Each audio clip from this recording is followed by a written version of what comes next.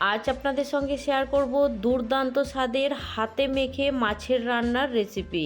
এই রেসিপিটা দুপুরে গরম ভাতের সঙ্গে একদম জমে যাবে। এইটা থাকলে আর কোনো কিছুই লাগবে না, এত সুস্বাদু খেতে হয়।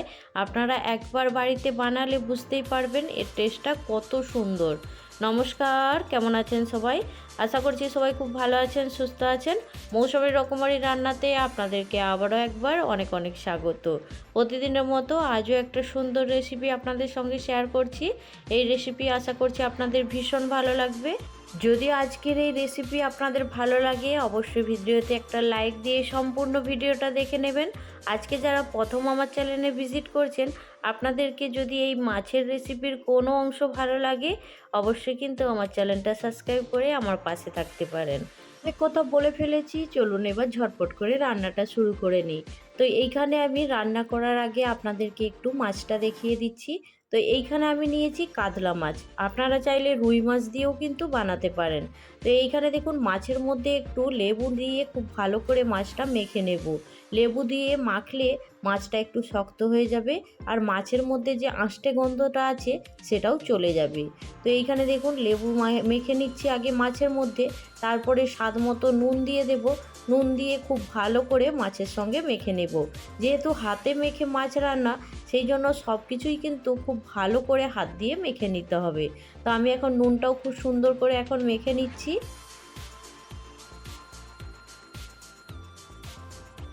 নুন আর লেবুটা যখন মাছের সঙ্গে সুন্দর করে মাখানো হয়ে যাবে, তারপরে এক এক করে সমস্ত মশলাটা দিয়ে দিতে হবে। এইখানে আমি দেখুন 1 চামচের মতো সর্ষের তেল নিয়েছি, তারপরে দিয়ে দেব 1 চামচের মতো ধনে গুঁড়ো, তারপরে দিয়ে দেব 1/2 চামচ জিরে গুঁড়ো,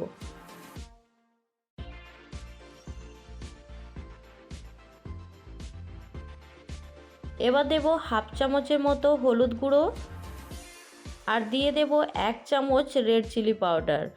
অবশ্যই কিন্তু ঝালের পরিমাণটা আপনারা আপনাদের পছন্দ মতন কম বেশি করে নেবেন।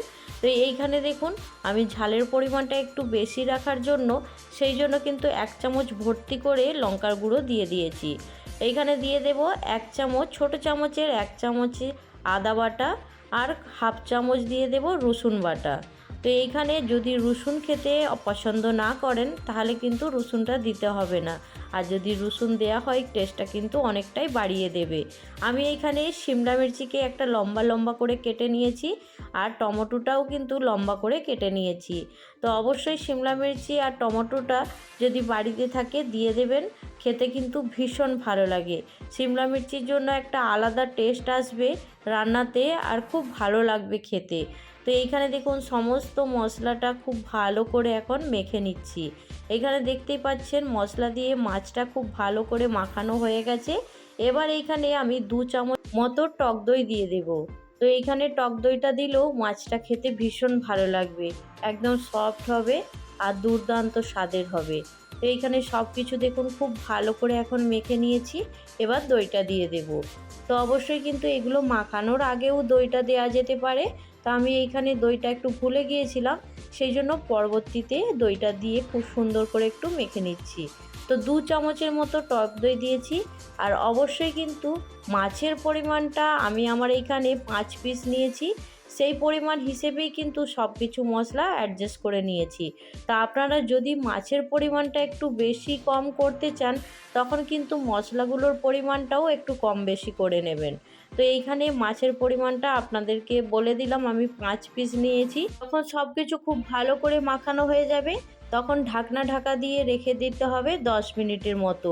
10 মিনিট ঢাকনা ঢাকা দিয়ে রেখে দিলে তাহলে মাছের মধ্যে মশলাটাও সুন্দর অ্যাডজাস্ট হয়ে যাবে, আর 10 মিনিট পরেই রান্নাটা করবেন।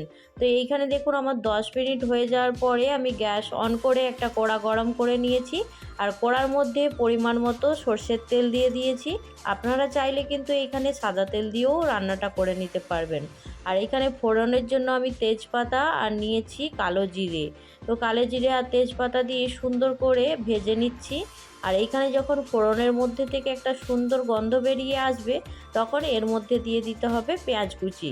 তো আপনারা চাইলে পেঁয়াজটা এইখানে না ভেজে মাছের সঙ্গে যদি দিতে চান তখন পেঁয়াজটা পেস্ট করে নেবেন, পেস্ট করে মাছের মধ্যে মিশিয়ে নেবেন।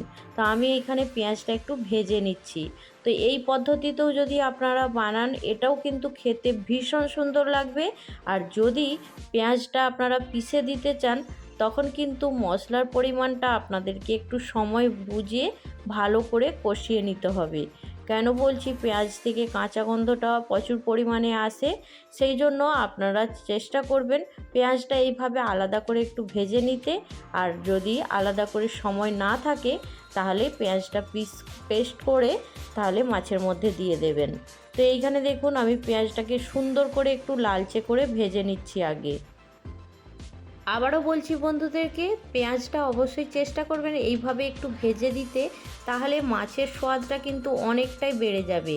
আর যদি হাতে সময় না থাকে, যদি একসঙ্গে সব কিছু মাছের সঙ্গে মেখে নিতে চান সেটাও করলে কিন্তু খেতে ভীষণ সুন্দর লাগবে। তো অবশ্যই দুটো পদ্ধতি আপনাদেরকে বলে দিলাম, আপনাদের যেটা পছন্দ সেটাই করে নেবেন। আমি পেঁয়াজটা একটু সামনে থেকে আপনাদেরকে দেখিয়ে দিচ্ছি যে পেঁয়াজটা কতটা সুন্দরভাবে ভেজে নিয়েছি।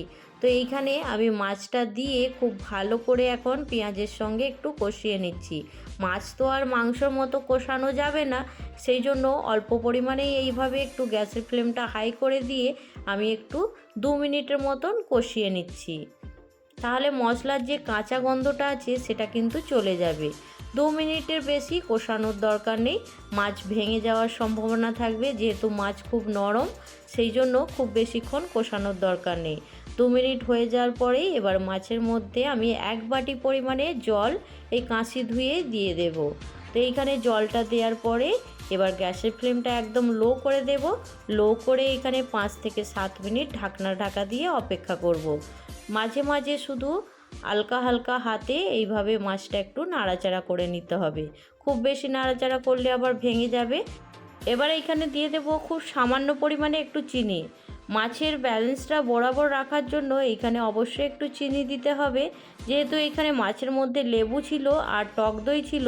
তো এই ব্যালেন্সটা বরাবর করার জন্যই অল্প পরিমাণে একটু চিনি দিয়ে দিতে হবে। যদি আপনাদের না পছন্দ হয় তাহলে না দিলেও হবে, কিন্তু চিনিটা দিলে এর ব্যালেন্সটা বরাবর আসবে। আর এখানে স্বাদ মতো নুন দিয়ে দিয়েছি, দিয়ে খুব ভালো করে একটু নাড়াচাড়া করে নিচ্ছি। খুব বেশি নাড়াচাড়া করা যাবে না, তাহলে মাছগুলো ভেঙে যাবে। আর আবারও বলছি, আলতো হাতেই মাছগুলো একটু উল্টে পাল্টে নাড়াচাড়া করে নিতে হবে। তো এখন গ্যাসের ফ্লেমটা একদম লো ফ্লেমে করা আছে। এবার ওপর থেকে একটা ঢাকা দিয়ে দেব। 5 মিনিট পর্যন্ত অপেক্ষা করব, তারপরে আবারও একবার নাড়াচাড়া করে নেব। 5 মিনিট পরে এখন ঢাকনাটা খুলে দেখে নিচ্ছি মাছটা কতটা সেদ্ধ হয়েছে। তো এইখানে কিন্তু মশলাটাও অনেকটাই কমে গেছে। তো এইখানে মাছগুলো আস্তে আস্তে একবার উল্টে দেব। আবারও বলছি, খুব হালকা হাতে মাছগুলো উল্টে দিতে হবে, নাহলে কিন্তু ভেঙে যাবে। এইখানে দেখুন আমি মাছগুলো একটু নাড়াচাড়া করে নিচ্ছি। এবার আস্তে আস্তে আলতো হাতে মাছগুলো উল্টে দেব। এইখানে মাছগুলো উল্টে দেওয়ার পরে আরও 5 মিনিট অপেক্ষা করব। এইখানে মাছগুলোকে একটু হালকা নাড়াচাড়া করে নিচ্ছি। নেয়ার পরে আরও 5 মিনিট ঢাকা দিয়ে রেখে দেব। 5 মিনিট হয়ে যাওয়ার পরে আমি ঢাকনাটা খুলে একটু দেখে নিচ্ছি মাছটা কতটা হয়েছে। আর এইখানে মশলাটা যখন গা মাখা হয়ে যাবে তখন বুঝে নিতে হবে মাছটাও সুন্দর সেদ্ধ হয়ে গেছে। আর মোট আমার এইখানে 15 মিনিট টাইম লেগেছে, খুব ভালো করে একদম মাছটা সেদ্ধও হয়ে গেছে। আর অবশ্যই কিন্তু এইভাবে একবার মাছটা রান্না করে দেখতে পারেন, ভীষণ সুন্দর লাগে খেতে। তো এইখানে দেখুন আমি এবার এই মাছের মধ্যে দিয়ে দেব কয়েকটা চেরা কাঁচা লঙ্কা। কয়েকটা চেরা কাঁচা লঙ্কা যদি এই রান্নার শেষে দেয়া হয় তাহলে কিন্তু স্বাদটা খুব ভালো আসবে, কাঁচা লঙ্কার ফ্লেভারটা খুব ভালো আসে। সেই জন্য আমি কাঁচা লঙ্কা চেরা কয়েকটা দিয়ে দিয়েছি। আর গরম ভাতের সঙ্গে কিন্তু এটা খেতেও ভীষণ সুন্দর লাগবে, একটু ঝাল ঝাল।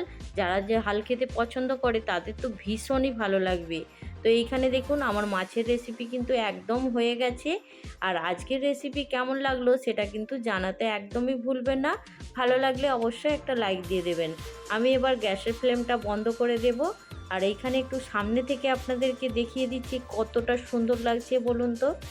এখন বন্ধুরা কালারটাও কি অপূর্ব এসেছে না? তো হাতে মাখা মাছের রেসিপি আপনারা দেখে বুঝতেই পেরে গেছেন। তো ঝটপট বাড়িতে বানিয়ে নিন, আপনাদের কেমন লাগলো সেটা কিন্তু জানাতে ভুলবেন না। আর আজকে আমার রেসিপি আপনাদের কেমন লেগেছে সেটাও কিন্তু জানাতে ভুলবেন না। ভালো লাগলে বন্ধুদের সঙ্গে শেয়ার করতে পারেন, আর খুব ভালো লাগলে অবশ্যই একটা লাইক দিয়ে দেবেন। তো এইখানে দেখুন আমি দুপুরের গরম গরম ভাতের সঙ্গে এবার এই গরম গরম মাছের রেসিপি নিয়ে নিচ্ছি। আর দেখুন ভাতের সঙ্গে একটু স্যালাড দিয়ে দিয়েছি, তার সঙ্গে দেখুন এই মাছের হাতে মাখা মাছের রেসিপি নিয়ে নিলাম। খেয়ে দেখবো কতটা টেস্টি হয়েছে, আপনাদেরকে বলবো। তো এইখানে আমি মাছের সঙ্গে তার সঙ্গে একটু গ্রেভি নিয়েছি। এবার খুব ভালো করে ভাতটা মেখে নিচ্ছি। একদম একটু কাঁচা লঙ্কা আর মাছ দিয়ে একটু চটকে নেব ভাতটা, তারপরে খেয়ে স্বাদটা আপনাদেরকে বলবো কতটা সুন্দর হয়েছে। ভাতের সঙ্গে একটু মশলা, তার সঙ্গে একটু কাঁচা লঙ্কা খুব ভালো করে একদম মেখে নিয়েছি। মেখে নেওয়ার পরে এটা মুখের মধ্যে যখন দেয়া হবে তখন কিন্তু মুখ থেকে কোনো রকমভাবেই আওয়াজ আসবে না। এত টেস্টি হয়, আপনারা কিন্তু একবার বাড়িতে বানিয়ে দেখুন, ভীষণ সুন্দর লাগে খেতে। শুধু একবার মুখের মধ্যে দেওয়ার পরে কোনো রকম কথা বলতে ইচ্ছে যাবে না, এত টেস্টি যতক্ষণ পর্যন্ত খাবারটা না শেষ হয়। আর এটা খেতে খেতে পেট ভরে যাবে কিন্তু মন ভরবে না, এত সুন্দর রেসিপি। তো ঝটপট করে বাড়িতে বানিয়ে নিন, কেমন হয়েছে জানাবেন। আজকে আমার রেসিপি কেমন লাগলো সেটাও কিন্তু জানাতে ভুলবেন না। আজকের ভিডিও এইখানেই শেষ করছি, পরবর্তী রেসিপি নিয়ে খুব তাড়াতাড়ি আরও একটা নতুন ভিডিওর সঙ্গে দেখা হবে। সবাই ভালো থাকবেন, সুস্থ থাকবেন, বাই।